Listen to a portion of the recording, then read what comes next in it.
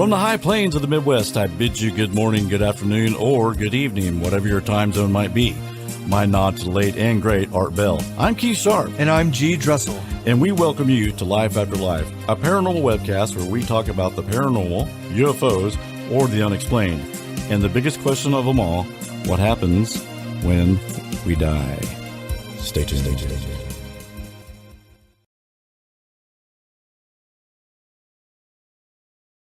Just turn the mics on. Hey, that was pretty successful. No, that was good. For what time is it? Oh, we're 3 minutes late. Oh, well. That's all right, though. I put 7:35. Pat! Hope Patrick. this fun. Hey, listen to this episode, Pat. Okay, hang on. I'm reading this thing real fast. Hey, guys, I just realized that the notification always seems to show that your podcast will be airing one day later. For example, it shows that the airing will be on May 19th. It shows May 19th at 12:35 a.m. on YouTube. You just got a crappy computer system. That's all that is. Everybody else shows up on time.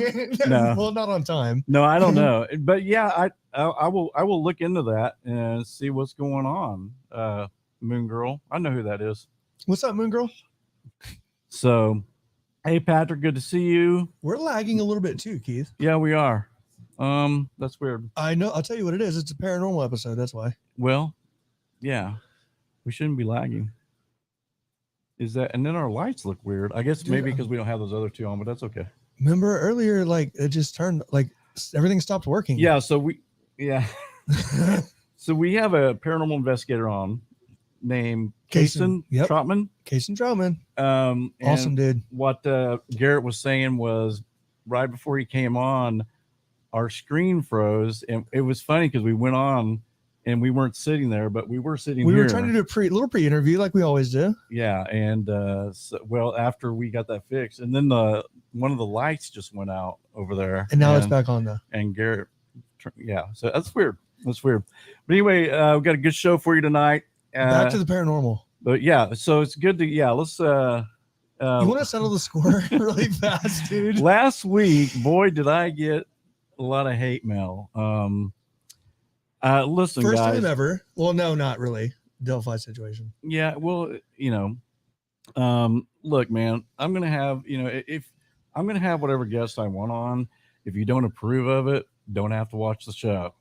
I didn't know what was going on with this gentleman at the time, but still, dude, real chill. But still, he's still, to me, he was a good guess. We had a good time. I don't know what the problem was, but man, I got my email blew up with like, what in the hell are you doing having that guy on your show? And I'm like, yeah, hey, but dude, it's our show. Do you think that they were kind of angry too because we were speaking about the whole Delphi situation? Like, I get it that he's like out there like doing his thing, but on our show, it seemed like it was just kind of like a conversation, dude. That's all it was. It's literally a conversation. We literally, nobody, no other YouTubers were trashed. Like, I know he's having some problem with some other YouTubers and forget about it. So that's what I'm saying. Not on our show. But we didn't even bring it up on the show. So I don't know why everybody's so out of whack. I mean, we've done 80 episodes. We lost we lost a couple of subscribers. Forget about it. But we've been doing so now we have show. 15 subscribers. Yeah. Welcome to the show. No. But yeah, so anyway, last week, guys, I'm just going to tell you right now, I may have a guest on you don't like it. If I don't, that doesn't mean you need to unsubscribe from the show. I put in the comments, I said, that's like saying, I don't like Stairway to Heaven, so therefore I'm never going to listen to any of the Led Zeppelin music ever again. Yeah. Wow. So, what a way to think. Yeah. So it's just that's very narrow-minded. And if you're that narrow-minded, then adios. So I don't tell you. But yeah, I mean, dude, I didn't even share some of the stuff. Thank you. I was too busy to deal with it. And you know what I would have said? Yeah. Well, I don't even know Real Chill Guys. I don't watch YouTube. I come on this show and just have conversations with whoever comes on. It's great. No, I mean, it was the first time I didn't get crossways with the guy on the comment, but I just I did make the statement like I did about Led Zeppelin. And I was like, hey, I love that. That's a great point. It's valid. But I mean, to me, that's really childish if it's just because, I don't like that guy, so I'm never watching your show again. I liked all your other shows, but that one guest, I'm never going to watch you again. Well, Pat brings up a good point. He said we can always beat people up. Hey, but for real, he needs to listen. He's going to need to listen to this episode pretty close with Cason. Yeah. So let's bring Cason on. probably wondering. He's like, what the hell? You're probably tired of hearing all that crap, Cason, what we were talking about. But yeah, No, I'm ready for We a just had fight a quick- anytime. Let's go. oh Yeah, man, Dude. I could have used you last week. Well, we do true crime as well, and that's Yeah. like a whole different thing, right? Yeah, we don't know if you're familiar. There's the Delphi murders of 2 little girls in Delphi, Indiana, and it's been unsolved for 5 years. Snapchat and, murders also. Yeah, everybody's trying to, a lot of armchair sleuths are trying to solve it, and they just bicker amongst each other For 5 years. Yeah, like someone will start saying something, and then they'll spend the whole show just trashing another YouTuber, which I'm thinking, man, get on a case. Just That's why we're always Roll- like so excited to do a paranormal roll with show. the punches. Yeah, that's why we like to do the paranormal stuff. The true crime stuff can get. I mean, I like it. I'm interested in it, but man, the Delphi more case vicious. brings the crazy. Vicious. They're yes. vicious. They're vicious. Some of the people are vicious, man. Jeez. Oh Lord. You know me. I don't know if you've noticed, but me and Keith aren't necessarily like so focused in on how the show operates. No, We there's get no, That's there's all no right. format. No, like we say all the time, it's like we're sitting in the living room having a beer or something, just talking. you know? Coffee. So I mean, Garrett got everything to me so late. I didn't have any questions. Thank you, Garrett. He's busy But like I am. no. Hey, thank you for finding time. Yeah, For absolutely. sure. Absolutely. So Carson, you Cason.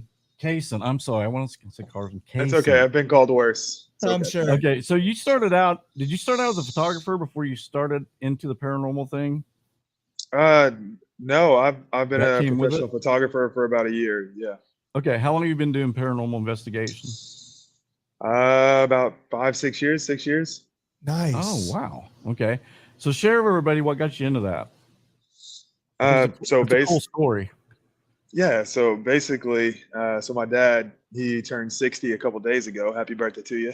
Happy birthday. Old man.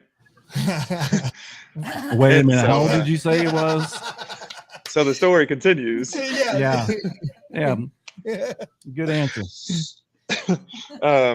So a few years ago, I had a conversation with him. He's very introverted. I'm very extroverted. And I said, Dad, man, you're getting old. You're getting old. We're going to have to put you in a home one day. Oh And God. so I was like, we got to get you out of the house. Like, we got to find a hobby that you love to do. And I said, whatever you want to do, I'll do it with you. I just want you to get out. And even if I'm living in LA, I'll fly to you and we'll go do it. And so out of everything he could have picked, it was ghost hunting and paranormal activity. And at first I was like, huh, okay, then that's what we're going to do. Super And so, cool. yeah, he took it to a whole nother level. He's like, I'm about to buy gear and a camera and all this other thing. I'm like, Nice. Nice. we're really doing, we're not just going to go to like the hospital around the corner. Like, we're actually doing it. And so, Yeah. So did you Yeah. know he had this interest before that, or?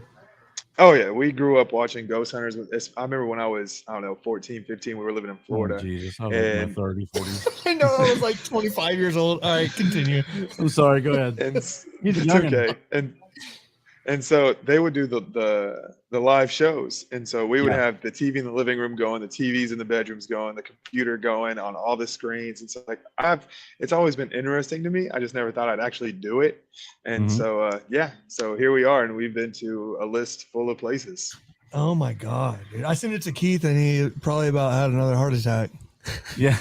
He was like, oh, holy cow, I think is what he said. Yeah. I saw the places you went to, man. And we're going to talk about those. So what equipment I'm a tech kind of guy. So what equipment did Dad buy?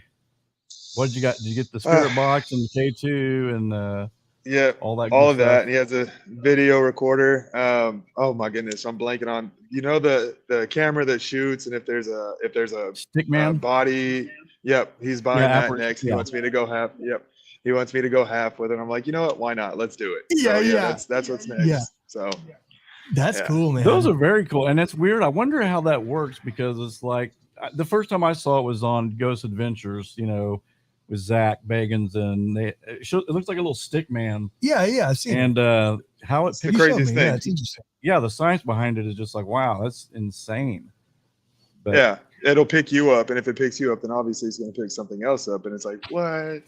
Yeah. right, That's crazy. No, absolutely. Why is You it? guys- Why is it running straight to me? yeah. did you have any experiences outside of like the TV, like watching these TV shows like growing up that you can remember or anything? No, can recall? not at all. Not Okay. at all. Just watching the shows and just being interested in like that through my dad, and that was about it. Wow. Well, Keith's the one that got me. God, dude. Yeah, I scared him. Scared me really Oh my bad in gosh. 2000 in Yeah. 2010, and I've never been the same since. Yeah, In a good way. What We happened? fast forward 12 years and we talk about it like every night. Oh, I've had. I mean, God, here I go again because my people all heard this story. I mean, I started having paranormal stuff when I was like 15, and it went on into my 40s, and finally it settled down. But the scariest thing I have, and guys, just sorry, he's never heard a story, so I'm going to tell it real quick. But I had a spirit box, and I was doing a spirit box session, and usually the things I would get would be just spirits saying, "Help us," help me, help me. So I try to help them cross over. Well, out of the blue, this one just said, "I'm evil," but he didn't say it mean. It was just very nonchalantly, "I'm evil." I was like, and so I trying to help. I said, "No, you're not evil. You're worthy of the light, man. Just go to the light. Whatever you've done on earth, it's okay. You're going to be fine. Go to the light." Right. And so I closed my session. Went to bed. I was laying down, and about 15 minutes later, I felt like someone had grabbed my feet and just started shaking me. And then I felt this internal vibration that went all the way up through my chest, and it scared the shit out of me. And it went on for about 45 minutes. I was praying, It's a like, long ass time. yeah, Dude. I was praying. Right. Please. No, I'm good. I'm leaving. Yeah. So, well, there had been a ton of history before this. I mean, we're Yeah, fast forwarding a you'll lot. have to He wa- lived in a haunted house, dude. Which well, the ghost followed me wherever I went. But okay, well, anyway, not so here. let me wrap this up. Go ahead. Okay, so we can talk to him. But so anyway, so I finally fell asleep, and I had woke up, and the first thing I do is I check my text messages, and I grab my phone, and in the chat box it said, "I hope you slept well." And so whatever this thing actually manipulated my phone, put a text, typed it in there. So it's taunted me, and then it sent another text from my phone to my wife, and it just said regret. So she calls me that afternoon going, "Hey, what's this text mean?" And I said, "What are you talking about? I haven't sent you a text." And she said, "Well, just one word. It says regret." And so I had these ghost investigators that came to my house. I made friends with one of them. You're like, honey, you need to come home so we can talk. Yeah, I told. Yeah, well, I gotta tell you something. I just got I was careless. tortured last night for 8 hours. Literally. Yeah, so I was just careless. I didn't say the protection prayer or anything like that. I know a lot of people don't, but I try. But if I use it, I do. I don't use it anymore because of that. But anyway, so I called one of the paranormal investigators I knew. She lived in Dallas. She drove up to my house.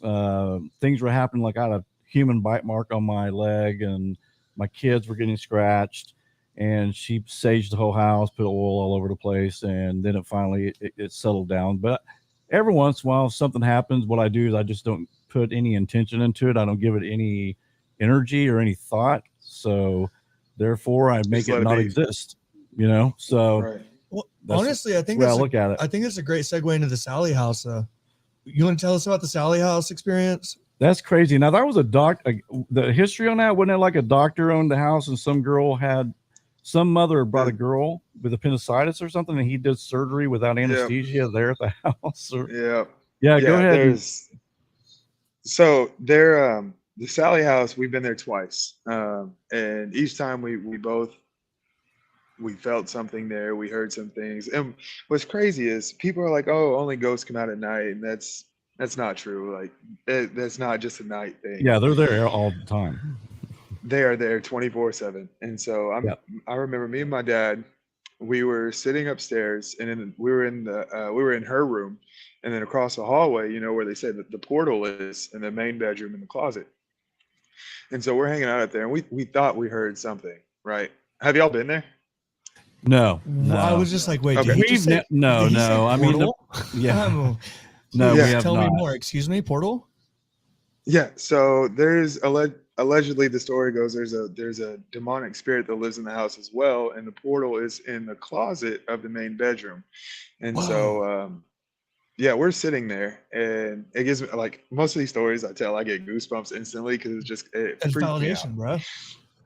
Yeah. And so we're sitting there, and we hear something kind of tap. There's a metal bar for your hangers and your clothes that's in the closet. And so we heard what we thought it sounded like just a simple little tap.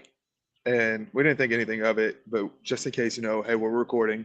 He said, if there's anything in there, can you tap again? And then just loud as everything, it sounded like something took something metal and hit the metal bar like beep real hard. And so we're kind of freaked out for a second. We're like, that's crazy. And so we get up and we walk over in there, and we're trying to recreate it, kind of debunk it in a sense, and saying like, there's what could have made that sound.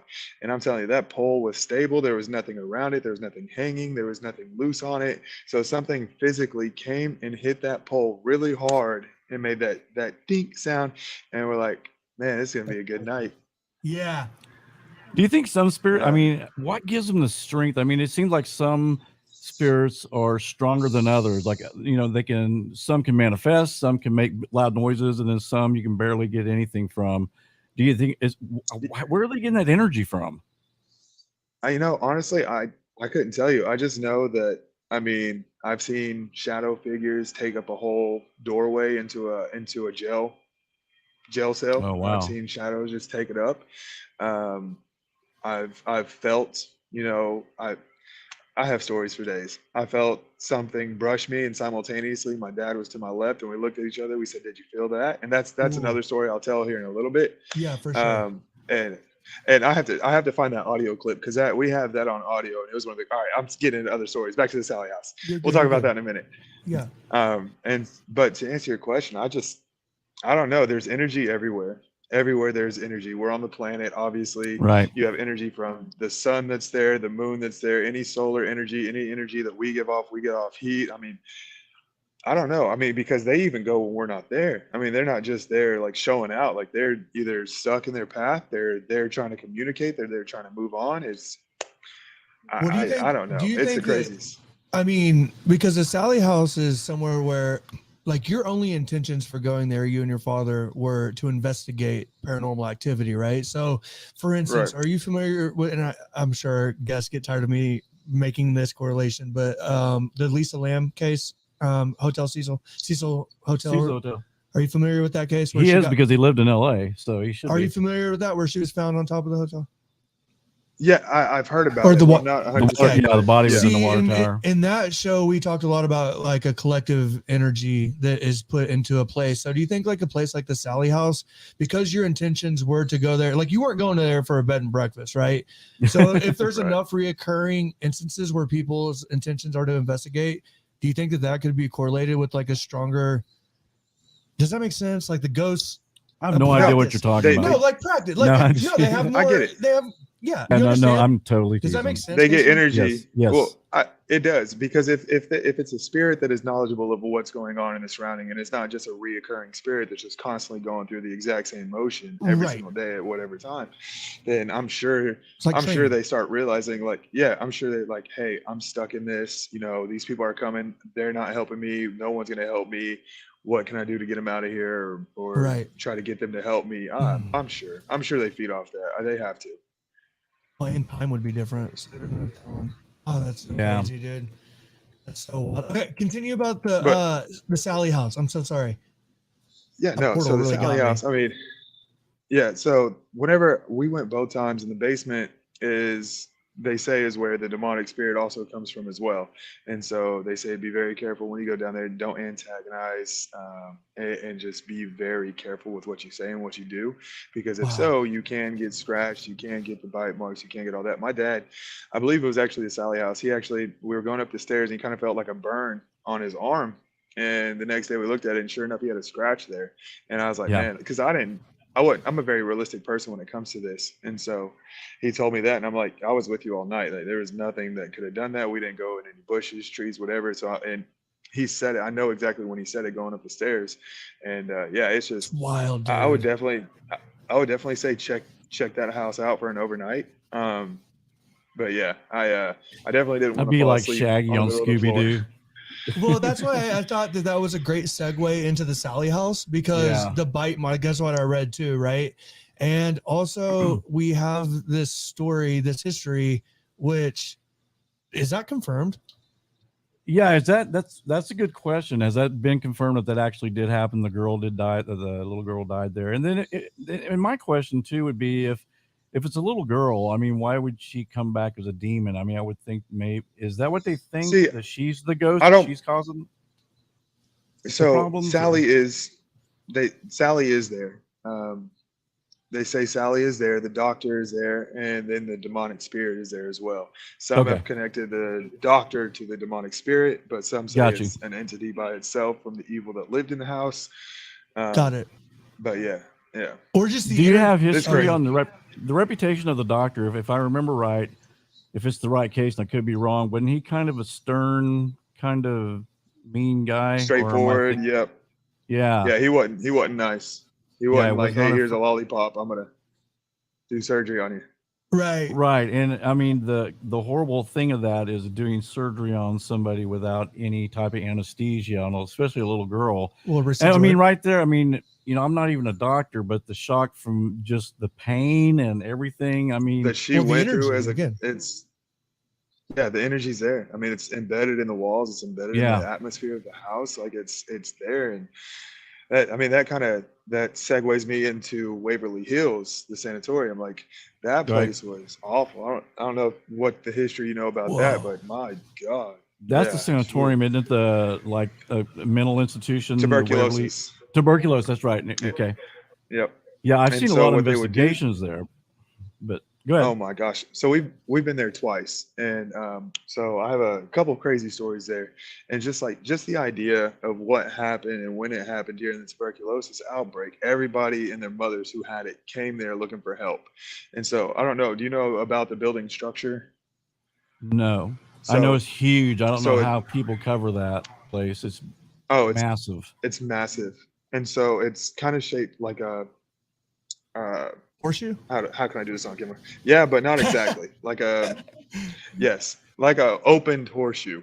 Okay. And Oh, what got they you. did was, so, Yeah. yep. And so what they did was they had an airway.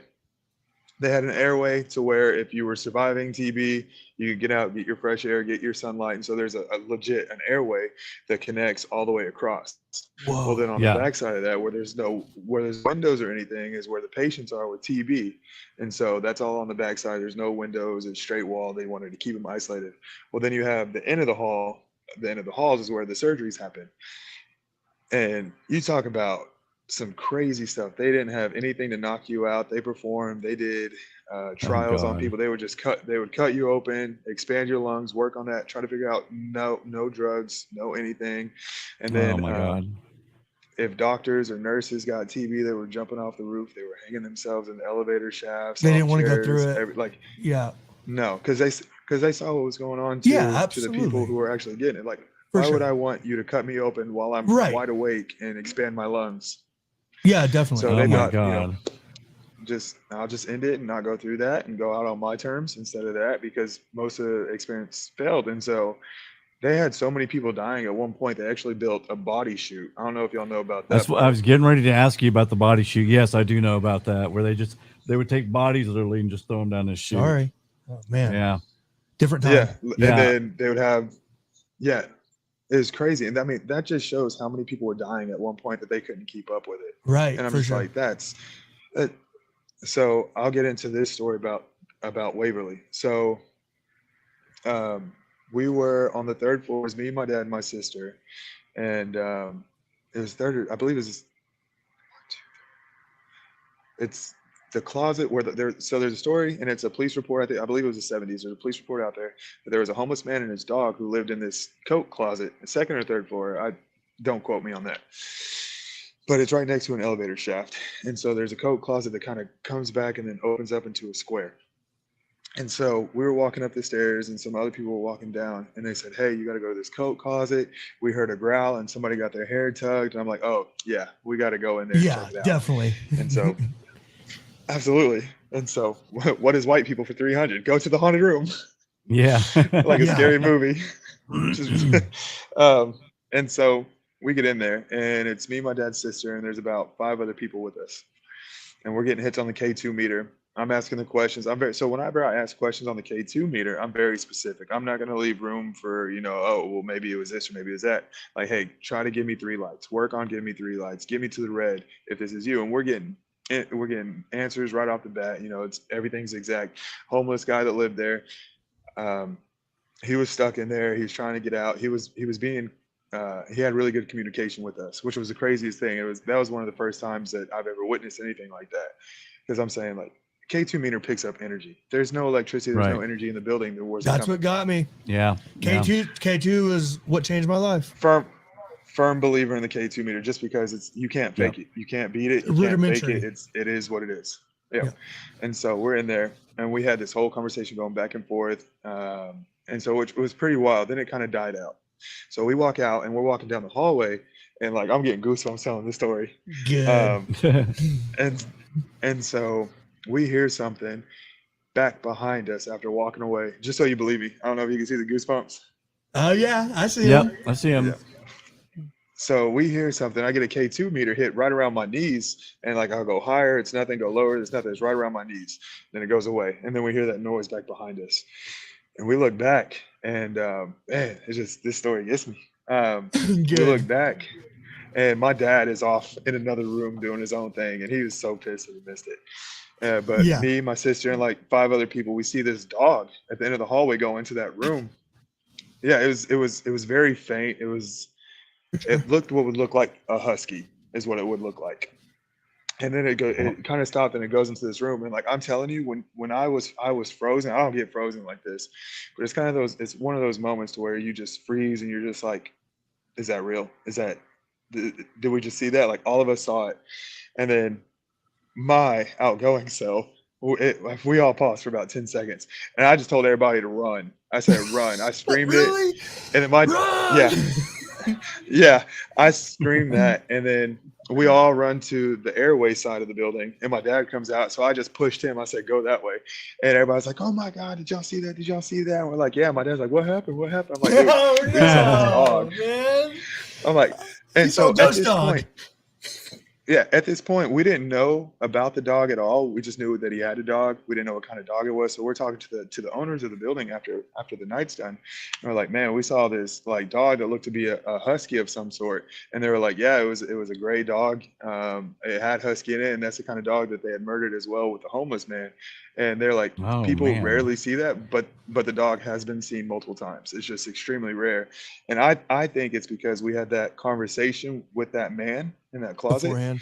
I think that gave them the energy for that dog to come and appear to us. And like it gets me choked up just because it's like one of those wild moments that you just can't make up. And it was different if just one person saw it, like, nah, you didn't see it, but we had 5 or 6 of us that saw it, and it's collective, man.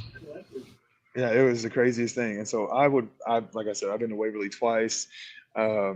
There's a story of a girl who died in one of the rooms, and she was told that she liked, old swamp rock, old classic rock, like Elvis era and whatnot. So me being the outgoing person I am, I said, hey, if you're in here, I'm gonna set these cool lights right here, and I'm gonna play some Elvis. So we're vibing out to Elvis, and I said, if you want to jump on the bed, come and jump on the bed.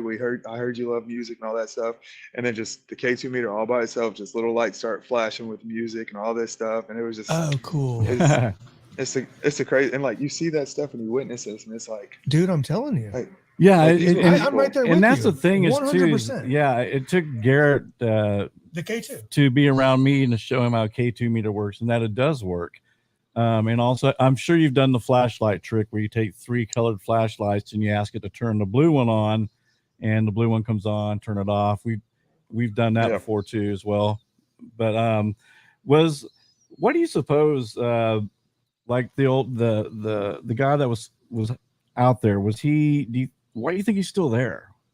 Do you think people are they afraid to move on? Do you think it's because they are afraid of what's at the light, what could happen to them, and they stay behind? Or realistically, if I had to guess, I would say that was his home. I would say that was his home for him and his dog. People came in there and did an evil act and killed him, and he doesn't. I mean, that's where he's comfortable. But wouldn't you want something better than that?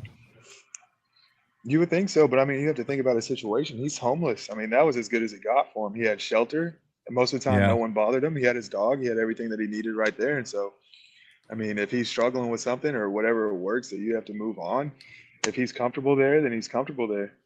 For sure. That's true. It could also be residual. That's kind of like, oh God, Carl Johnson. Are you familiar with Carl Johnson, the demonologist? He was on Ghost Hunters. We've had him on the show about 3 times, and that's what he says. It kind of irks him. He said when people go in and keep telling people, "Oh, go to the light, go to the light," and he said, "Man, they may not want to. They may be happy and content where they are." Yeah, so that's, you made a very good point. Well, and also going back to you told this story a couple weeks ago on the show about so interesting how Zombie Boy. Oh yeah, that's. I mean, could this be a case of Zombie Boy? Well, no, not if it's confirmed that the man actually was murdered there. True. No, okay. Yeah. Zombie Boy was just made up. Yeah, but the man that was murdered could have moved on. And because everybody that's coming in there is talking about it, do you see what I'm saying? Oh, yeah. Another spirit could have taken on that. Yeah, they did a Cason. Yes. I didn't say Carson. Yay. You're so good. Hey. No, yeah, Cason. They did a study where they thought if you went into a place and you just talked about a spirit with one of your friends and you gave it a history, you said, okay, this boy had a dad. He was in the Civil War. The mom died from cancer, blah, blah, blah. And then let's walk away from the room. Let that stew for a little bit. Then let's go in. Let's do an EVP session. And they even gave this kid a name. I can't remember exactly what it was. But they come back in and they say, are you here? And, of course, it lights up. And then they said, I think the mom's name they made up was we'll just say Emily. And so they asked, what's your mother's name? And then they asked, what's the father's name? What did your father do? And the responses they got was exactly the story that they made up out of thin air. So he was given, the answers were like, Emily was the mother's name. The dad was in the Civil War. Fell off a horse. Yeah, fell off the horse, had an accident. Yeah, it was. Don't go to the back barn. It was crazy. It was crazy. So it was almost like they're saying, wow, this could change ghost hunting. I mean, we got to be really careful because we can actually, we're such powerful human beings that we can create things that I always say, if you look for something, you're going to find it. If you're looking for demons, you're going to find a demon. If you're looking for a ghost, you're going to find a ghost. Do we manifest that? They're everywhere. Right. So I think, to that point, if you think about it and how long people have been on this earth, where we're standing, odds are that whatever you're looking for, like you said, is going to be there. Yeah. It's going to hear you. Blip, for sure. Yeah. Yeah. We're just energy in a body. Yeah, absolutely. And Chip Coffee was Chip Coffee involved in that one? Yeah. Chip actually was an OG. Yeah. Chip it was funny because they even were talking to Chip. They didn't tell him about the experiment at all. And they called Chip and they said, hey, Chip, we're doing an investigation at this house, man. Can you give us what you see? And he started saying, well, I see a guy who was in the Civil War. I see, the same story that they had just completely pulled us out of thin air.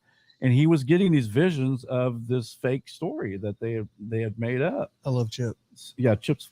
We went and saw him. We had OG, yeah. OG Chip. Yeah, we had VIP. Me and my wife had VIP passes. We got to meet him. Yeah, we got to meet him and take pictures with him, and just a great guy, super cool guy. And he's also what was cool about him is like during when he would take a break, like the smokers would go outside. Well, Chip didn't smoke, but he would come outside and he would talk to everybody. He didn't go back to his green room and sit there or anything. He came out. He had a gift. Yeah, he wanted to share it. Yeah, he's really cool. But I'm sorry, not to cut you off, but. No, you're good. That was one of the most interesting things. It blew my mind when it's like, man, that just shows how powerful we can be, that we are creators, that we can, if we want to, we can create. Well, in this case at Waverly Place, that's why I wanted to bring it up, because I mean, that's a great point though. Like if that was when this guy was most comfortable, right? Like that's a great point. That's definitely a possibility. Or it could just be, a bunch of intent. Regardless, you saw a freaking ghost dog, dude. Kathy Nance. Kathy Nance saw a ghost dog. Yeah, that's right. We met 2 people who've seen ghost dogs. And then you get in the conversation of how does that dog come and appear to itself? Is that the owner that's doing that, or is that where's that energy come from? Oh, that's good. Like, yeah. But I mean, you look into the eyes of a dog. I mean, there's something there. I'm not saying they have a soul, but maybe they do. Maybe they do. And maybe on the other side they can do what they want. Kind of have the same.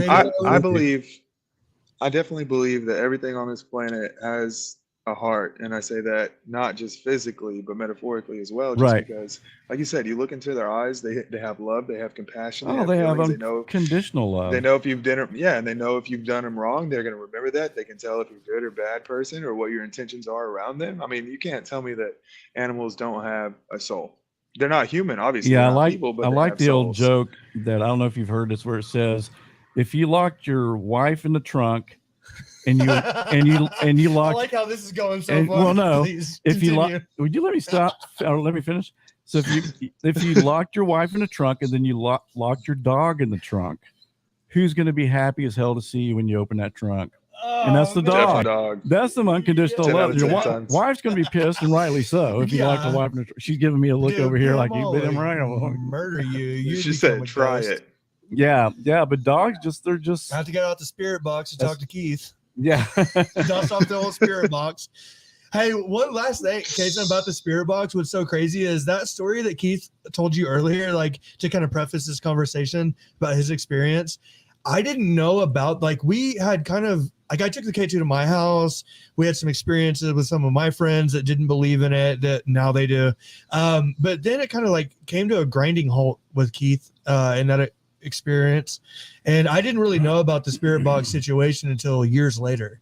Yeah. But I would say that one interesting thing about it, like now that we've kind of opened up, because that was pretty significant, I think, in Keith's life. I'm not putting words in your mouth. It scared me. I mean, I was into ghost hunting and investigating. I mean, I wasn't like I was going out places and stuff, but I was interested in even surrounding my home or anything, because I wanted to know, since I've been 15, I've had something follow me, and I've always had problems.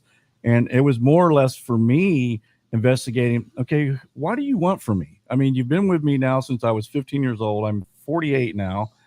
So now what, and that's what got me into it. But then what happened, Cason, is I started getting other spirits coming through.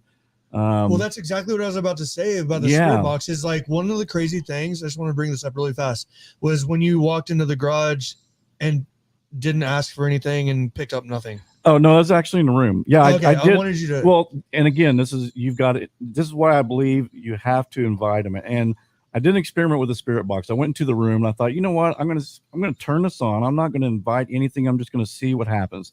So I turned the spirit box on. It's doing that thing, and creepy. Nothing, absolutely nothing's coming through. So I shut it off. Then I turn it back on, and I said, hey, if there's any spirits here, I've got this device. As soon as I said that and I invited, then all these voices started coming through talking. So it's almost like, as humans, it's almost like we got to give the spirit world permission sometimes. But what about the people who move into a house and everything's cool, then all of a sudden shit starts happening and they didn't ask for it? True. So, but there is something to like inviting. Where I got careless at is I wasn't inviting spirits from the light or good spirits, and I wasn't saying, oh, any evil spirits, I don't want you coming through. I was just like, any spirits. Who's out there? Come on, who's next? Come on into my life. Yeah, so door's wide open. Right, absolutely. And that's what I figured out. It's like, oh, you idiot. When you invite spirits, and you're inviting every spirit, demonic, dark, demonic. Yeah, Lord Jesus will. Well, demonic. Yeah. Demonic spirits in here. Well, I noticed that tell me if I'm wrong, but you had been to Gettysburg. Yes. I want to hear that, because I think. Gettysburg. Have you seen? Oh, Cason, have you seen that video of these people? It might have been Zach, actually. I've seen two. One was where they started hearing cannon fire and rifle fire out on the battlefield. They were I believe it. On the mics. So I don't know if y'all know this or not, but as soon as the sun goes down, they close off the battlefields, and it's a federal offense if you get caught on the opposite side of the fence. And my only thing for that is, like, you can't tell me there's nothing going on over there that you don't want people to see, or you don't want people to hear. And so when we were there, so that was our first time that we've ever actually done an overnight ghost hunt, and it was a private tour. Great place and to choose. Oh, that would be out of all the places in America. He's like, oh, let's go to Gettysburg. Like, so much carnage. Okay. Yeah, but you Yeah. know that I like this guy. but there's so much energy. I mean, if you think about the energy of war, Yeah. how much Oh. stuff you could pick up as a paranormal investigator, unbelievable. And this guy's like, okay, I want to go there first. Overnight. Yeah, let's do it. All right, continue. Sorry. Yeah. I don't blame you. So there, it was years ago, and so my memories faded on this one in particular. That was our first one. We didn't have all the equipment we needed. We had a K2 meter, and that was about it. And so I remember my brother was with us on that adventure, and we were in what house was it? It was one where a general got shot, and I can't remember what the name of it was, but he was, they say don't antagonize. And my brother, he's 33 and he just doesn't care, and so he's I'm talking all the crap.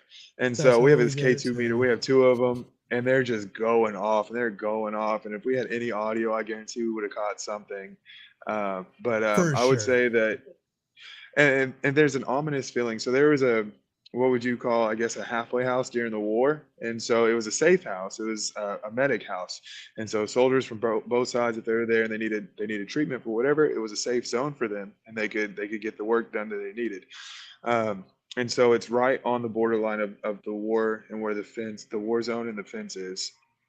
And they say if you have, certain types of cameras, whatever, that you get the heat energy off of, you can look over there, and sometimes you'll see little bodies running back and forth. And some guy showed us a video that he actually caught, like there was a figure running from tree to tree, and then it just disappears. And oh, cool. And then it just goes hand in hand with, you're not being able to be over there, and it's very ominous, especially when the sun's going down and you're walking through the woods, and it's Pennsylvania it's very, yeah, it is very, what's the word I'm looking for? Eerie, but more than eerie, if that makes sense. If there's a word that's more than eerie. I think it's just crazy. Well, I think it's interesting that you say that, like, you can feel it, because that's something that I definitely, yeah. When we go into that room, it's like you're underwater or something. So you're saying that it's just like this overwhelming, I don't know if it's overwhelming, but this feeling of the history that's there and the weight of these souls that were lost. That's crazy, man. And so, do you sleep? So, yeah. I'm sorry. Yeah. Like, while you're there, no, what do you do? Like, do you like walk around all night or what? So yes and no. Some places, not there, but some places, you can stay overnight and you can just sleep on the floor. Like Sally House, me and my dad slept on the floor. I would not let that man fall asleep before me. And I'm like, nah, bro. He starts snoring. Yeah. I give him the elbow. I'm like, listen here, old timer. I'm falling asleep first. Yeah. I'm falling asleep first. And your dad's how old again? 60? Yeah. He's 60 now. Okay, quit saying old timer. Go ahead. Is your dad with you? No, I tried to get him to come up here for it, but he had a job interview today, and he's trying to relocate, so he didn't have time. That's fine. Yeah, and so it's just the Devil's Den. Have y'all heard of the Devil's Den? I've heard of it, but I couldn't tell you anything. Can't recall anything about it though. It's basically a pile of rocks, like natural rocks that are there, and so many people were dying in that area at that time. Like on the battlefield, they were stuffing the bodies down in there. And they're just massive boulders. Oh my God. So if I were to go anywhere at night that's off limits, it would be the Devil's Den. And just because, I mean, could you imagine, like, on the battlefield, like, and it's right on one of the areas that kind of humps over, and the people, what would happen, they'd be fighting over this hump face to face, just murdering each other. Bodies, you can't bury them quick enough, so you start dumping them in these rocks, just shoving them down in there. And I'm like, if I could do anything overnight, it would be that place. Absolutely, 100%. The Devil's Den. Where's it at? Where's it at? It's on, let me see. I have my plug phone. It says it's on Sickles Avenue in Gettysburg. Yeah, but, that's crazy, dude. Definitely. So this is that's what the rocks look like now. And they would literally just shove the bodies down in there in between the rocks. Oh my God, dude. Good Lord. So they would stick them in between the rocks, and they just shove them in there, and that's what it looks like from afar. Okay, so right now there's a bunch of bodies in there, huh? I mean, wow. Yeah, so and it's like crazy to think about that. Oh my God, it is. I mean, so there's a lot of families who lost their sons, and they're stuck in that rock. Yeah, check out the Devil's Den. It's I will, man. it's Absolutely. Well, I thought it was interesting when I was looking at your list that a lot of these places you've been to twice. So I was just going to ask you, like, did Yeah. the experience change from one time to the other? More knowledge, more like different experience, or was it pretty consistent? So I would say with the Sally House, it's more personal. I feel like we had a really good experience the first time around. We had a different experience the second time around. Whether or not we caught any audio or video or pictures, I feel like they know that you've been there before. You introduce yourself like, hey, we were here last time. You showed out. You were here for us. We're trying to help you again. With Waverly, we've been there twice. I would say the first experience was more active than the second. I feel like the second experience we had more people that were more of made it of a joke, and I feel like when it's like that, that you don't get as Right. much.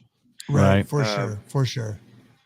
But I think when it's more intimate and it's more a group, a smaller group of people who take them serious, then they'll take you serious as well. Is my thoughts Absolutely. on it. Yeah. Yeah, I So never like to when you see some ghost investigators where they antagonize the spirit or they provoke, well, I guess what they call provoking, where they'll start yeah, yelling at it. And I thought, how disrespectful is that, man? It's like, like if you were talking to me like right, that right, right here, Right. why would I want to talk to you? yeah, you'd Yeah. click Exactly. off Why? the show. So all right, so that leads me into this story. We were at it was a South Pittsburgh hospital in Tennessee. It was a mental health hospital, and then it was something else before that. And then it was on the right sediment, the everything, all the mixtures that come together to make the perfect hot spot in a sense. Right.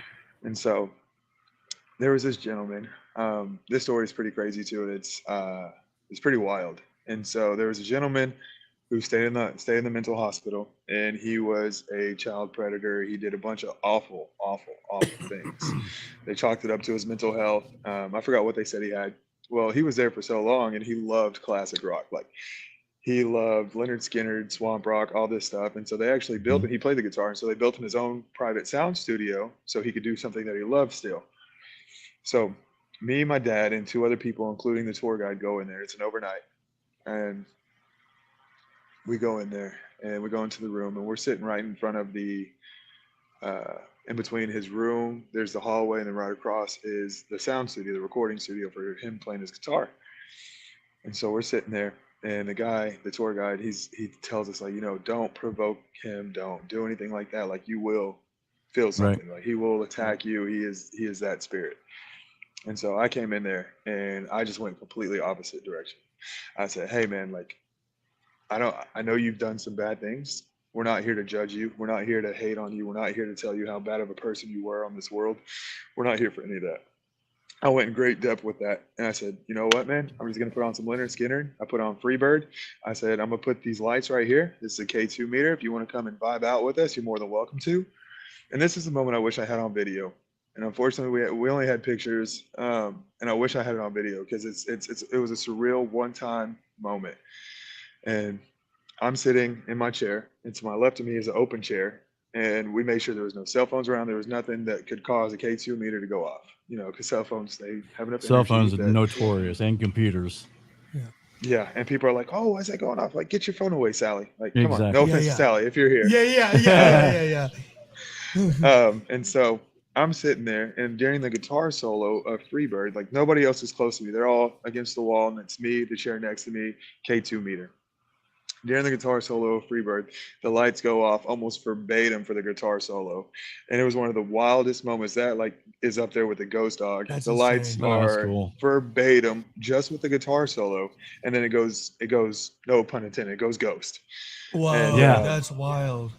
And so the after that happens, we're just all looking at each other like, is this really happening right now? And the tour guide that's with us, he's like, I've never seen that. Like no one's ever come in here with that kind of attitude and just said, hey, like you were a respectable person at one point. Like you were still a person. You had a family. People loved you. You weren't your actions.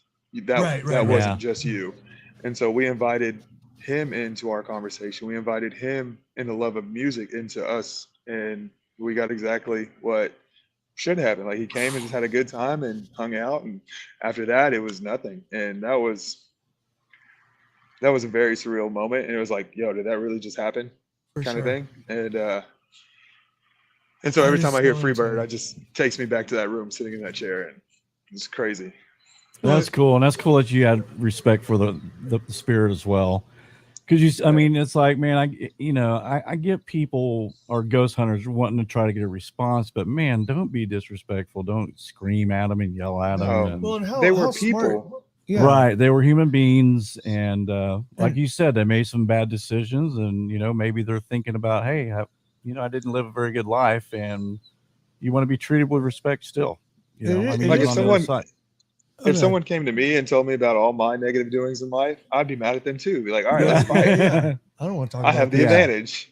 Well, I mean, Yeah, it is so- really strategic and smart though, because it is like a push and pull, right? Of like this energy and this exchange and this experience. I mean, one reason why people ask all the time, like, oh, why was that art piece by Picasso like so expensive? It's not necessarily about what he created, but about what it took for him to create that, right? So like the time and the effort. So for maybe this guy, right? Maybe he worked on that freaking solo and you just nailed it by playing the song, right? But he had put his energy into that. So that would be a way for him to express himself. Right. That's awesome. Right. And you just pull the energy from whatever's around. And and then, so that kind of leads me into the next story. And this was at, what is it? I want to say Petersburg, Yorktown. It was at Yorktown. Yeah. So, oh my gosh. Yeah. So it was at the Yorktown Hospital in Yorktown, Texas. And it was an old nun ran hospital. I don't know if y'all have heard of that one. Have not. So, so you're like, oh, you think of nuns, you're like, oh, that's pretty sketchy. Like, why would you go to a nun hospital, right? Right. Yeah. But so we did an overnight there, me and my dad. And there was a smaller group, and it's there was actually, I believe Yorktown was a place. There was actually a ghost hunters show. I don't remember exactly which one, but they had their own show on TV, and they were there with us that same night. Whoa. Cool. Yeah, it was pretty cool. My dad was geeking out, and I'm like, oh, cool. Yeah. Like these guys, we're doing the same thing. Get out of my face. Yeah. Get out of my face. So it's about, I sent you the video of the K2 meters going off, right? Oh, so we were curious. This is that story.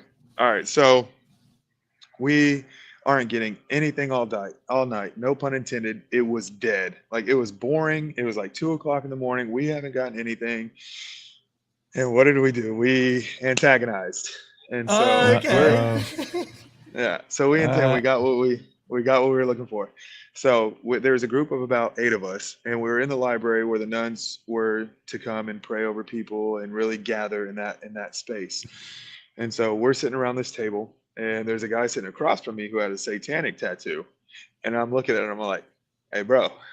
Oh, no. Nun hospital. I was like, you mind if I throw you under the bus real quick? And he was like, oh, man, why not? Sure. And I'm like, I hope you the best.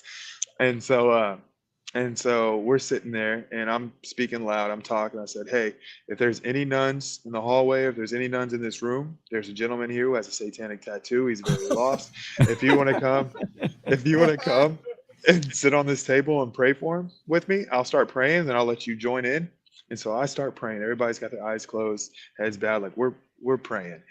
And so then all of a sudden, so we had the K2 meters lined up. There's about 6 of them. 1, there's 2, 4, and then we have 2 more in the middle. And one of them is like a legitimate carpenter uses meter with the needle, like it's hardcore. And so I start praying, and then as bright as the sunlight is, there's no electricity, there's no energy in this room that should make these things go off. I don't know, did both of y'all saw the video? Yep. Mm-hmm. Yeah, I did. It was insane. Okay. Yeah, so from the inside out, it is just straight red. They're straight red, blaring. yes. It is a good 10 seconds of it just going, and we're all just, I mean, there's nothing around that could, how do you get a ball of energy when something is invited to do something, and it comes and it sits or it stands right in front of you, and it makes all these meters from the inside out, like strong inside, weakens outside, and it's right here. And it's like, and then it goes away, and then it's gone. Then you don't have anything after that. And it's like validation though, what, dude. I know. And it's like, how do you explain that? There's no explanation other than we invited this and it is here. And so later that night, The goosebumps are back. Good. So I'll have to send you this audio. Maybe we can attach it like somehow, some way down Yeah, the for road. sure. We got social media. So there was this piece of audio. I think this is the best piece of audio we've ever had. My dad just looking for it all day and he couldn't find it. And so it's about 3:30 in the morning. It's me and my dad, and then there's a couple that's with us. About their 40s. And so we get some hits on the K2 meter. We thought we heard like a thump of something on a wall, whatever. And so I started asking questions. Hey, is there a nun with us? Don't hear anything. And then I said, well, if there is a nun with us, can you let us know that you're here? Just anything. And so maybe a minute, maybe not even a minute later, my dad said, it's my left. And we look at each other and we said, did you feel that? And so on his right side, he felt something brush his hair. On my left side, I felt like just a super cold breeze go right by my neck, and there's no wind in there. And so we're like, man, that was kind of crazy. Like that was a little bit of validation. Like something was just here with us. So the next day we go back on our audio and we hear that exact conversation. I ask, hey, is there a nun here with us? Clear as day, you hear yes. Faint whisper, you hear cool. yes. Whoa. Yep. And then you hear me say, well, if there's a nun here with us, can you let us know? And then you hear yes, something. And then maybe 30, 45 seconds later, you hear me and my dad say, did you feel that? And then there was nothing else. And it's like, you can't make that up. You can't fabricate it. We didn't hear it in person. It was just loud enough for our recording to hear it. And then you guys we felt it. Yeah, we felt it exit. And it's just like the goosebumps. It's just thinking of that story is just the craziest thing ever. And that's just more validation that we're not just here as bodies just walking around. We're not just here for nothing. There's more to life. And whether you're a religious person or not, I believe that that's more validation that there is something more to life. There's something after this. Yep. And that just helps me in my walk with my faith. Whether that helps anybody else, it's just, to me, that's validation. We're not just here. We're not just here just walking around doing nothing aimlessly. Like if you can change somebody's life here on earth, that could help them for whatever their path is afterwards. And it's absolutely right. That's a great way to look at it, man. Yeah, I think no matter what your religion is, it's if you just take time to be nice to somebody, that could change not just their lifetime, but whatever's next. Like that could go so far and last literally everlasting. Whatever everlasting is, whatever is after. Think about this conversation we're having now. I mean, if I could have put you and Pamela in the location where me and Cason met, like. It was dark, dude. It was like a warehouse. There was like music bumping. There was like all these different sets, photographers and models. And I actually creeped out. I was like, I told you on the phone today. I saw him walk in. I said, I'm going to go watch that guy. I'm not going to watch Cass. I watch Cass every day, do photography, right? Right. So I was looking for other people to network with. I'm not a photographer. I did crawl like a tiger on one set. Were you there for that? What? Dude, I can't wait for those pictures, bro. I was like crawling like a fucking tiger. Anyways, first person who roar. First person who donates $20 gets the picture of Garrett crawling like a tiger. Yeah, so I mean, we'll Photoshop it for their living room. Yeah, so I mean, to my point though, I haven't seen that. I gotta. Well, Cass hasn't edited it yet. Okay. She has other more important things to do. But no, I mean, to my point though, like I went up to you and you were receptive and we talked for a second. We exchanged because it's a networking event as well. And now fast forward, I don't even know how long ago. It's like 3 weeks ago. Fast forward and we're having this conversation and we're never going to be the same because of it. Yeah. I mean, that's string theory, right? There's no such thing as consequence. I mean, coincidence. Right. I think everything is, it's meant to happen. It may seem everything happens for a reason. Yep. Right. Absolutely. Dude, I love that outlook though. Yeah. We're going to have, hey, you need to go back and listen to some of our other shows. I'm going to send them to you about reincarnation. And I mean, some of those are paranormal as well. Oh yeah. I mean, some situations where with the reincarnation, some of those stories are insane. The pilot. Yeah. That, and I want to get some more near-death experiences from people as well, because that gives validation too, I think. And I mean, a lot of doctors say, oh, well, it's brain chemistry, the body's dying, so they're hallucinating. But a neurosurgeon had one.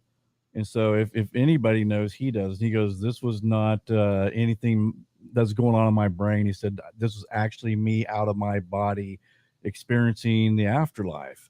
I mean, he said, which was wonderful and beautiful. And then he came back. And you know that's. I think it scares scientists. I think Yeah. I think it does. I think they have to find a reason that this doesn't exist. You know, because I think it scares a lot of people.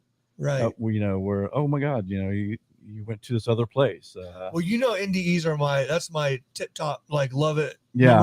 I find it's very fascinating. Well, I mean, the University of Virginia has dedicated 50 years of research to it. You know what I mean? Like, people that don't believe in NDEs, just go to University of Virginia, check out their program. They have a whole thing, right? It's insane, man.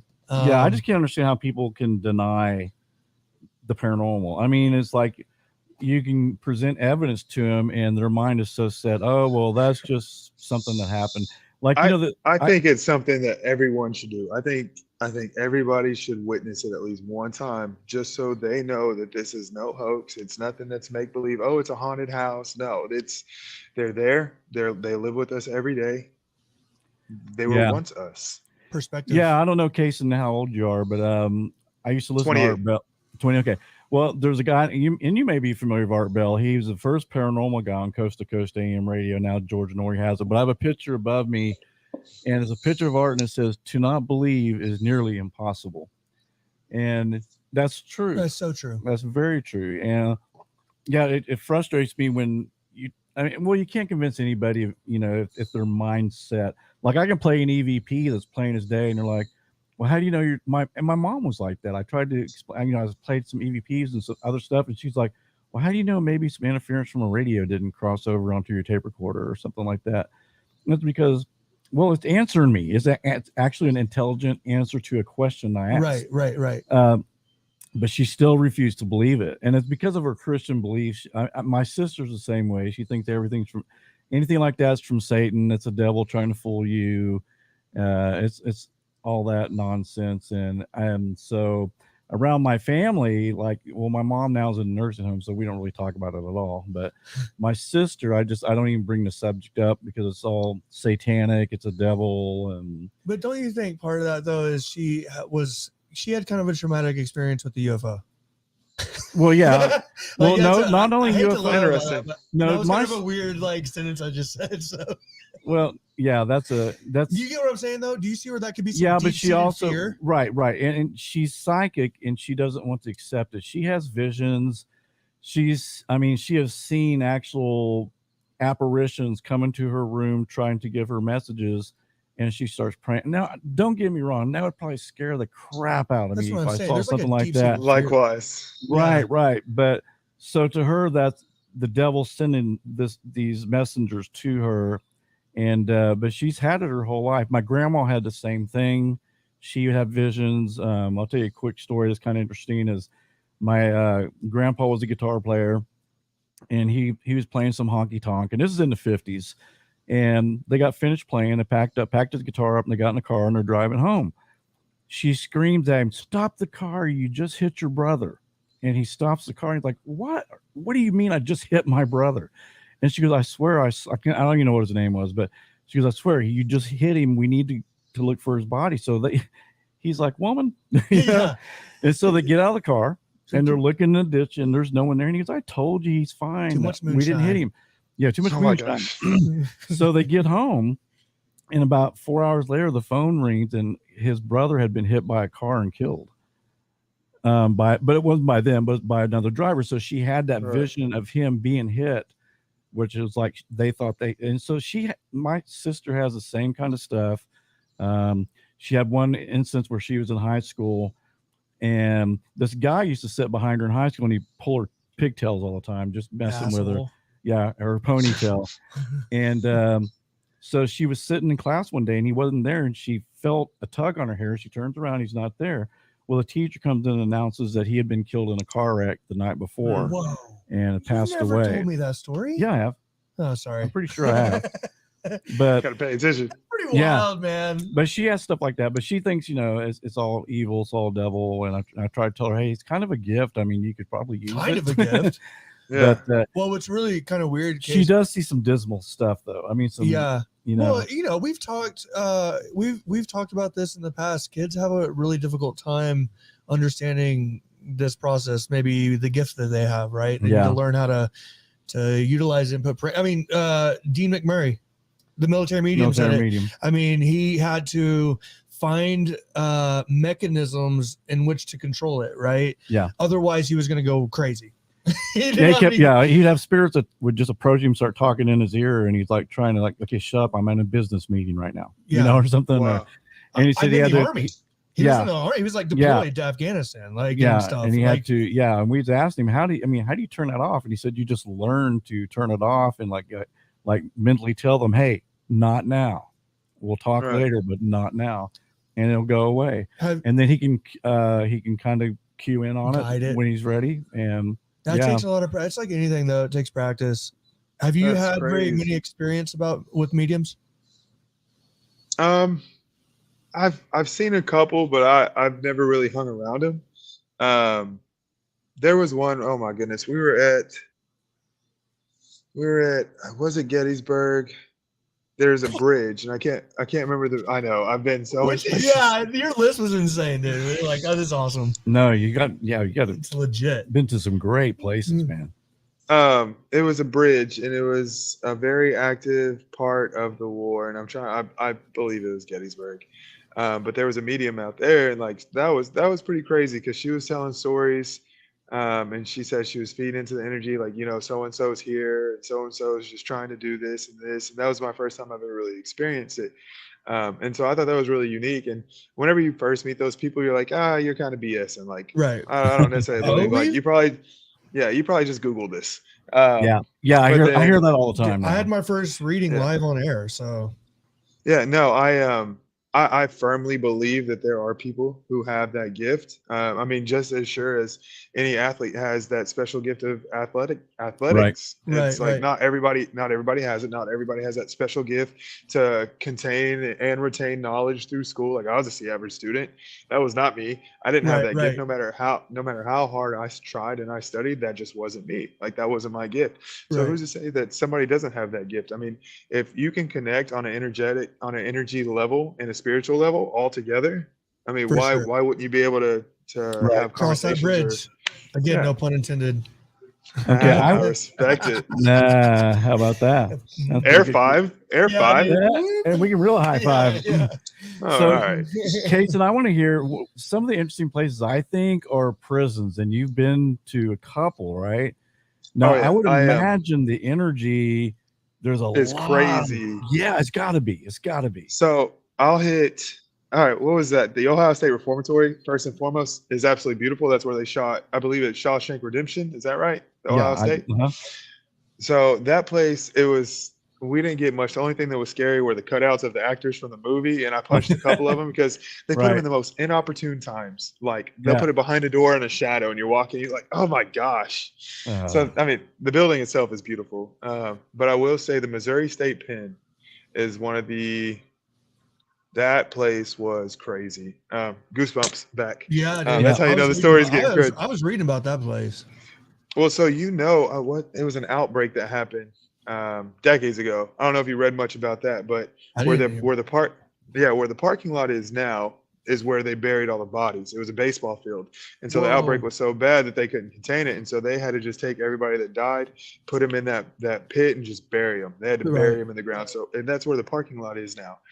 And then you had the electric chair. And so this was early on, you do your tours, you get the actual tour of the entire building and everything else. So we go into the woman's ward, and nobody else is in the building. Obviously there's no electricity in there. Everything's cut. And so we're in there with our tour guide, and we're on the first floor, and it's about 7 or 8 of us plus our lady tour guide. And you hear this, it's like, oh man, it freaks me out when I talk about it. But you hear this like really loud shriek, and it's clear as day, a woman yell, but it's faint, if that makes sense. Yeah. It's like it echoed through the entire building, and our tour guide went completely ghost. Like, she went white. And she was like, because everyone heard it. It was just like, if I could try to reenact it, it sounded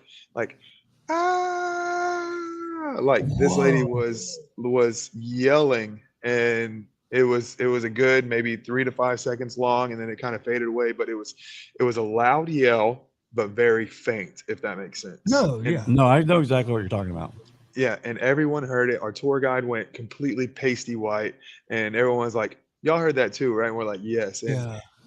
like, it's crazy when the tour guide goes pasty. Like, Right. Yeah. that's something.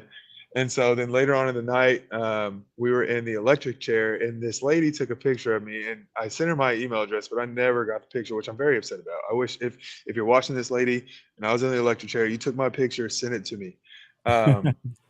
But so I'm in the electric chair, and then right over my shoulder right here is this like this broken up facial figure right over my shoulder, and people were getting hits in there all night. I mean, it's the electric chair. I couldn't even imagine what any Yeah, person can you goes imagine the through. energy around that thing? Right. Oh right. yeah, and so it was sketchy because I was the only one in the room when she took that photo, because everybody else was on the opposite side of the glass, and so everybody's asking questions, and yeah, sure enough, she showed it to me, and sure enough, there's this like figure just like right over me right here, just his face, and Wow. I never got the picture, which is very depressing. So, lady, So you're if actually you have it. sitting in the electric chair? Yep, sitting in there. I like Did this you guy. feel? and, Did I you? like this guy. I do too. I Did like him a you? lot. Could you feel the energy of probably the Yeah, you can souls that you have can been in that thing? I mean, man, God, I mean, you're getting yeah. ready to die. Can you imagine the feeling People and are the energy watching that's you? left there? Yeah, and Right. people watching you die. Yeah, and that's anywhere, man. Anywhere you can feel that.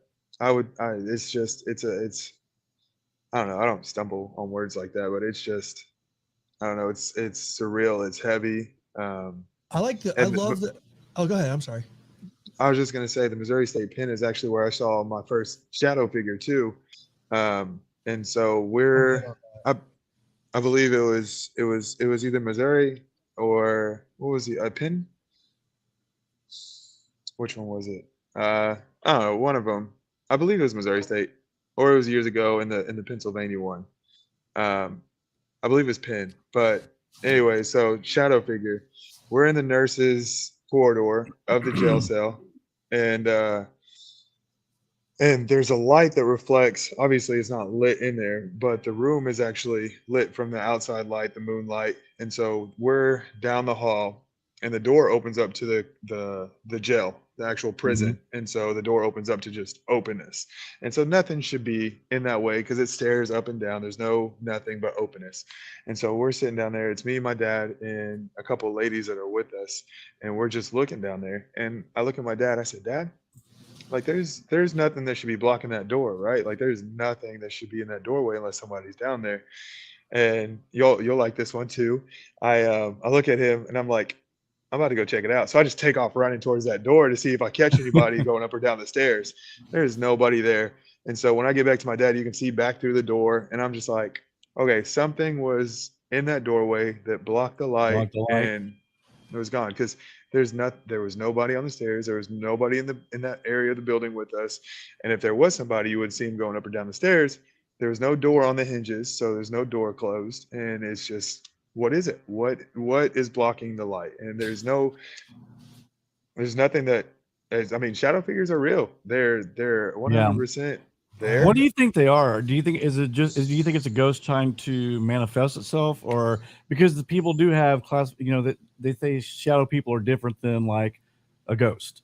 Yeah, and I've heard a lot of negativity put on shadow people as well. What do you think that is exactly? Or do you think it's just a spirit that's just maybe has a dark energy? I don't think so. I wouldn't necessarily say demonic, but majority of the times when you have a shadow figure, it's taking up the light for a reason. It doesn't want you to see itself. It doesn't want you to. What it wants to do is it wants to come at you and engulf you in darkness. And I don't think that's something that's good. I don't think anything that a good spirit would do that. So I definitely think that it is a darker spirit. I wouldn't say demonic. It's not trying to scratch you, claw you, push you down, anything like that. I think it's just, I don't know. I don't know how to describe it, but Posturing? It's definitely out. Yeah. Like posturing, showing their strength over somebody else. Could be. Like, hey, this is what I can do. Yeah. Like, yeah. If I had an experience at your house. Remember, whenever I would see the people, I would think you were going to the kitchen. I would hear it, but I remember being in your living room and being like, "Who just walked into the kitchen?"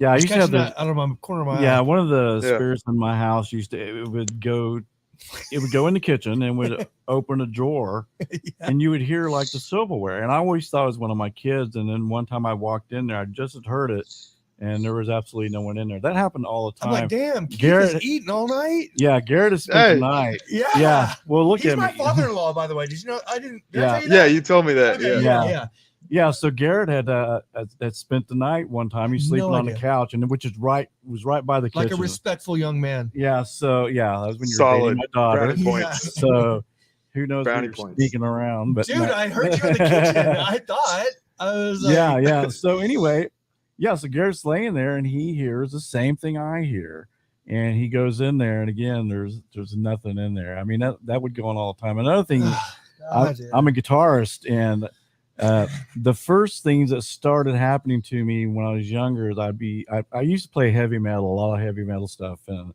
I would have picks just fly out of the air and hit me in the head. You suck. You suck. Yeah, exactly. You suck. Turn it. And then and another thing was like it would shut. The door would slam when I play real loud. So it's like almost whatever the spirit was. It didn't like. I didn't like rock music. It's like you're too loud. Shut it up, man. Get out of here, or you suck. Yeah, too.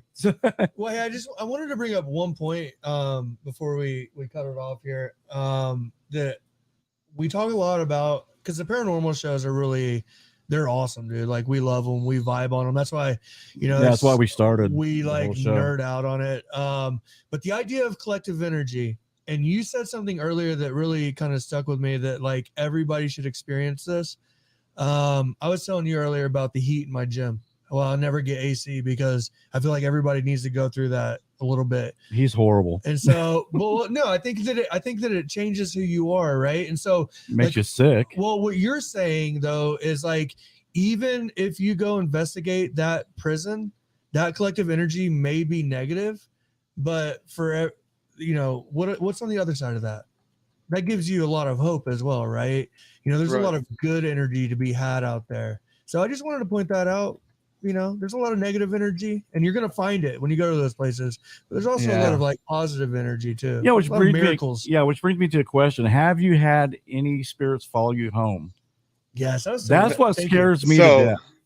I haven't, and I told my dad that I would share this with y'all, but he actively thinks that from our last visit, where was it, in Atchison, Kansas? Not the Sally House. There was something else we went to. Yeah, I can't remember what. But he thoroughly believes that there is something in his house that followed him home. Like we talked about it yesterday. So it started out of nowhere, like little things getting pushed off the shelf that shouldn't have been there, or shouldn't have been pushed off like in the middle of the night. And he has cats. He has 3 cats, but they all sleep with him. And so if he hears something fall in the middle of the night, like he always checks to make sure they're there. They're there. What else is it? And so we actually talked about this today, but it was 3 nights ago.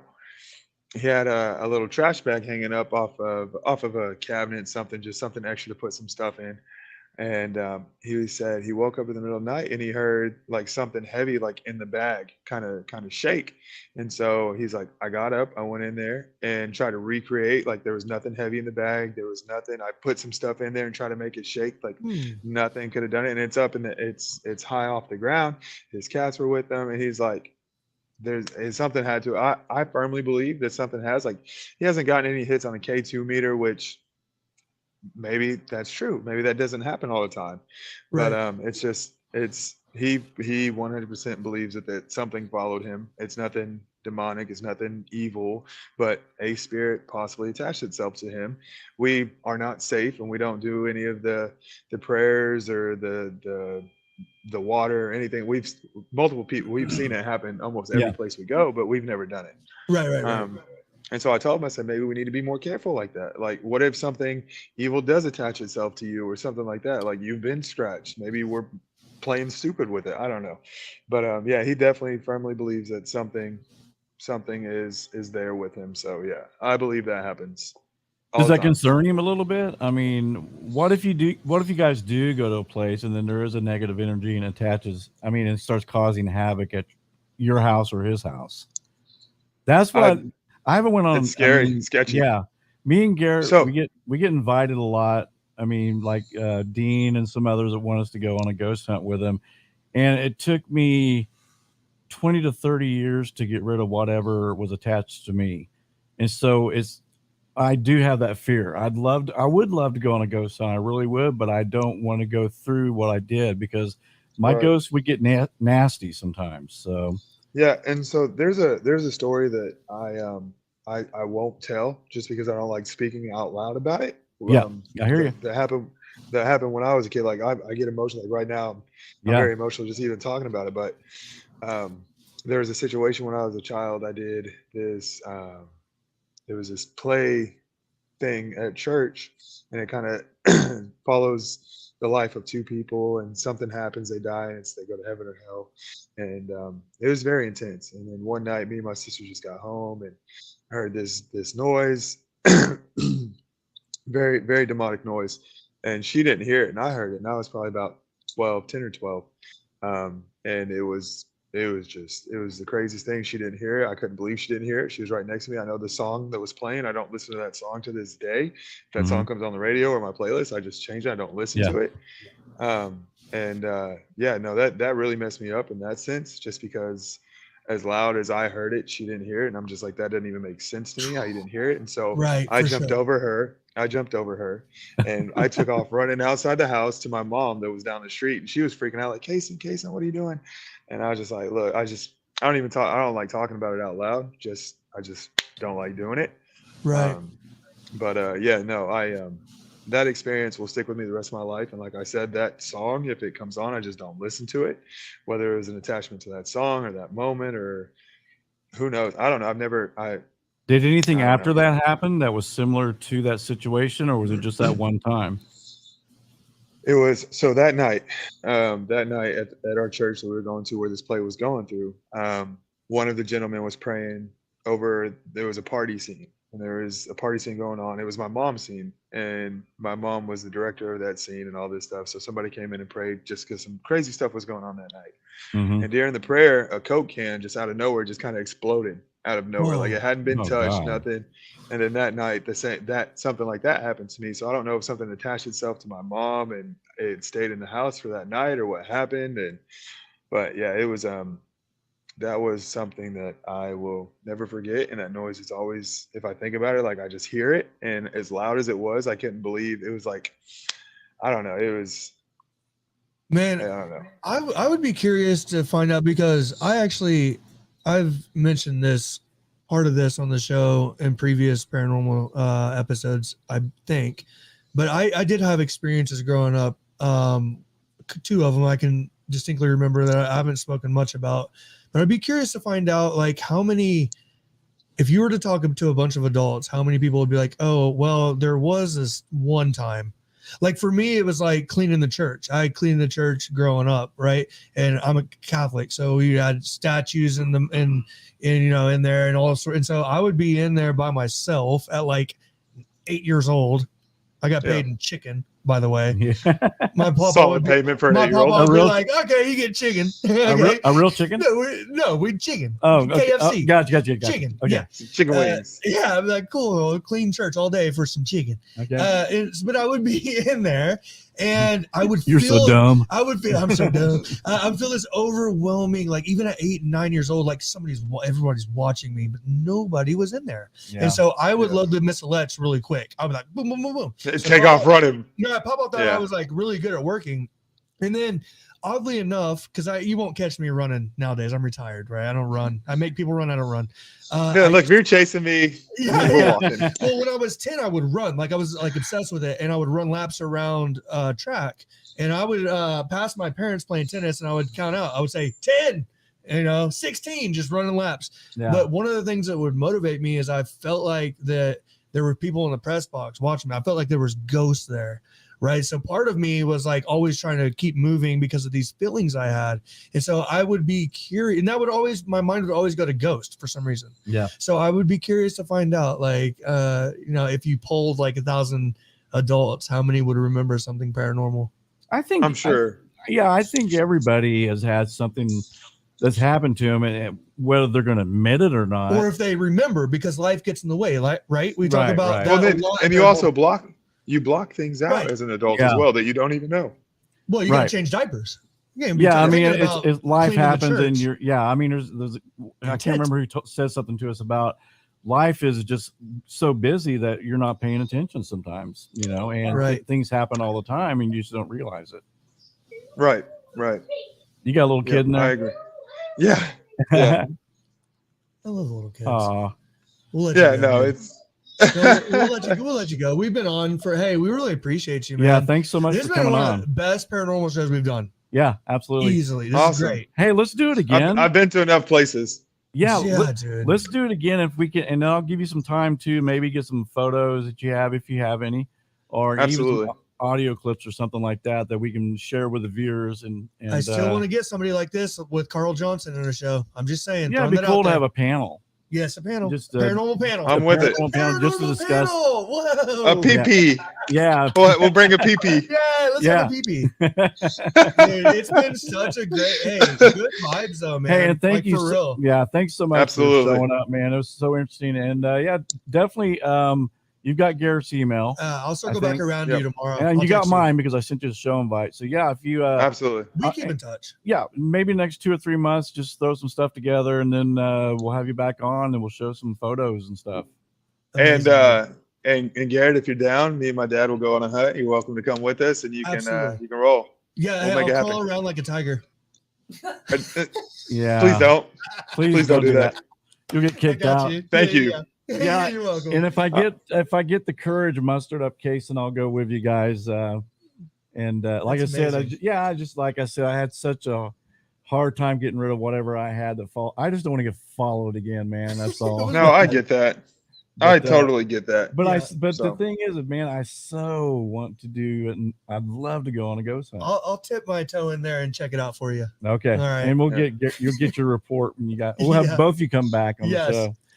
Sounds good. You have one coming up? A ghost hunt? You planning? Me and my dad have been trying to plan one, so we're trying to get one in before he starts working again, which is mid next month, mid June. And so I really want to hit. What is it? It's in Arkansas. Something Springs. I can't remember the name of it, but we've looked into it. Eureka? There's a bed and breakfast.